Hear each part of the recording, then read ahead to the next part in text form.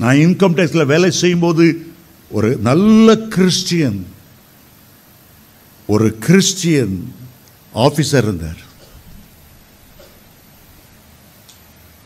ஒரு பணக்காரன் அந்த கணக்கை முடிப்பதற்கு எங்கள் வீட்டில் போய் ஃப்ரிட்ஜை இறக்கிட்டு வந்துடு, நான் உனக்கு முடிச்சு தந்துடுறேன், லஞ்சம் வாங்கிதான். பல முறை அவருக்கு நான் எங்கள் ஆஃபீஸில் நடக்கிற ப்ரேயர் மீட்டிங் கூப்பிடுவேன், வரவே மாட்டார். கையில் எப்போதும் சிகரெட்டு தான் போஞ்சிட்ருக்கும், ஹை சிகரெட், வெளிநாட்டு சிகரெட். ஆடிட்டரை பிடிச்சி பணக்காரங்கிட்ட வாங்காத, கடைசியில் அந்த ஃப்ரிட்ஜை வாங்கின உடனே அந்த சிஐடி டிபார்ட்மெண்ட்டை வீட்டுக்கு போனாங்க, ஃப்ரிட்ஜை எடுத்தாங்க. எங்கே வாங்கினான்னு கேட்டாங்க. கடையில் வாங்கின. எங்கே பில்லுன்னு கேட்டாங்க. இவருடைய ஏது பில்லு?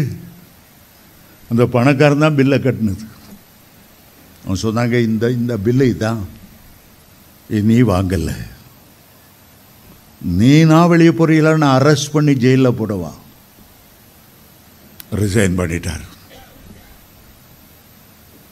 என்ன செய்தாரோ தெரியல, சிஎஸ்ல போய் ஐயரா மாறிட்டாரு. தாம்பரம் போகிறேன், அங்கே ஐயரா இருந்து எல்லா பிள்ளைகளுக்கும் நெத்தியில் சிலுவை போட்டுட்டு உட்காந்துருந்தார். அடப்பாவி வச்சு.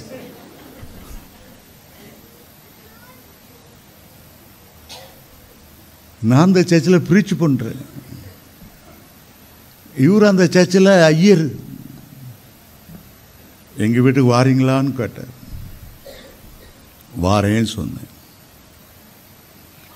மூத்த மகன் முன் அறையில் கம்பியில் ஒரு ஜூவில் சிங்கத்தை அடைச்சி போட்ட மாதிரி பைத்தியமாகவும் அடைச்சி போட்டிருக்கு.